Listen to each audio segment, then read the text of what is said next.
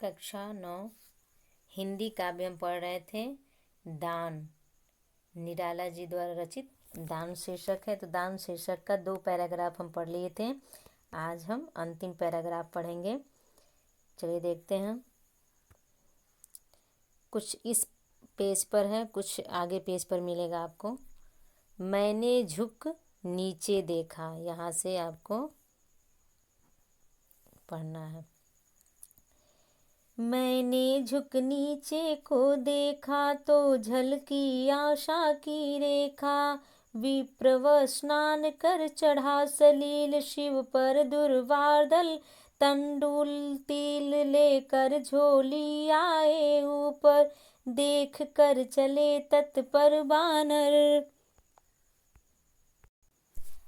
द्विज राम भक्त भक्ति के आस, भजते शिव को 12 मास।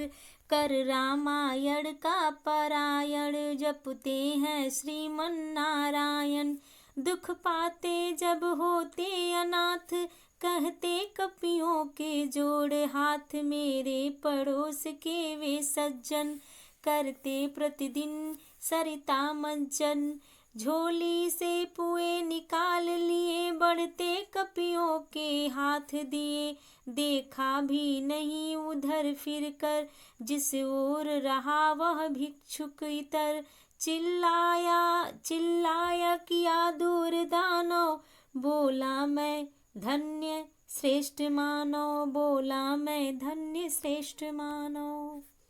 चलिए कठिन शब्दों का अर्थ देखा जाए, फिर प्रसंग, उसके बाद व्याख्या।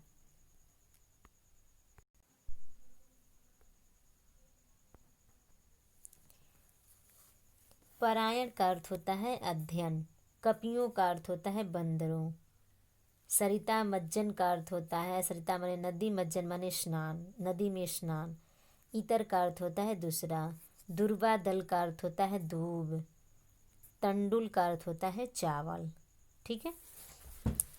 और प्रसंग में लिख दीजिएगा कि निराला जी इस दान शीर्षक में ढोंग करने वाले यानी दिखावटी धार्मिक लोगों पर तीखा व्यंग किया है। यानी कहने का तात्पर्य है कि तीनों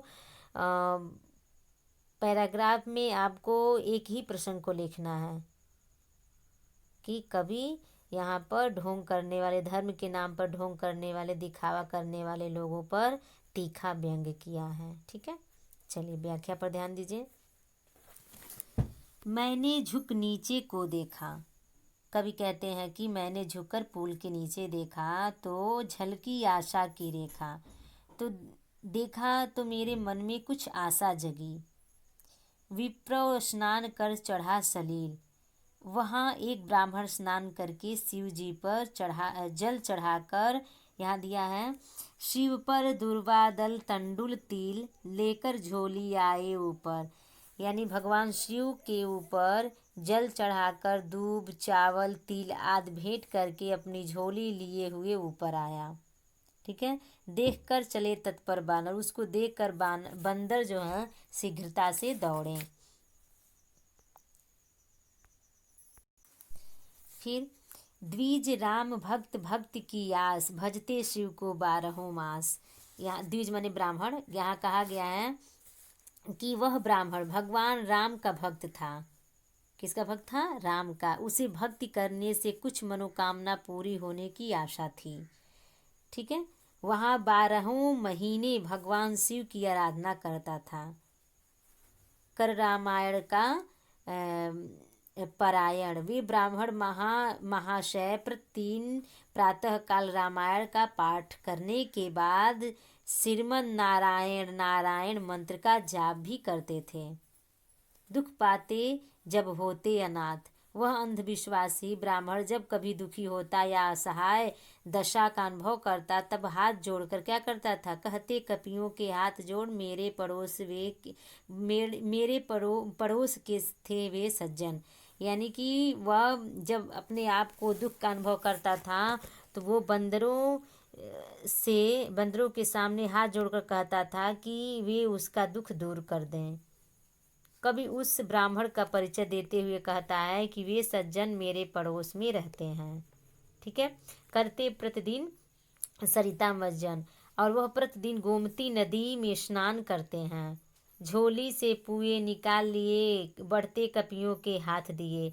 उसने पुल के ऊपर पहुंचकर अपनी झोली से पुए निकाल लिए और हाथ बढ़ाते हुए बंदरों के हाथ में रख दिए। देखा भी नहीं उधर फिर कर, जिस ओर रहा वह भिक्षु इतर। कभी देख कर कहते हैं कि दुखी हुआ, कि मतलब ये सब देखकर कभी दुखी हुए और कहें कि उसने बंदरों को तो बड़े चाव से पुए खिलाए, परंतु उधर घूमकर भी नहीं देखा जिधर वह भिखारी कातर दृष्टि से देखता हुआ बैठा है। मानवीय करुणा की उपेक्षा और बंदरों को पुए खिलाने के बाद वह अंधविश्वासी ब्राह्मण बोला, क्या बोला, जिस ओर चिल्लाया किया दूर दानव, बोला मैं धन्य श्रेष्ठ मानव।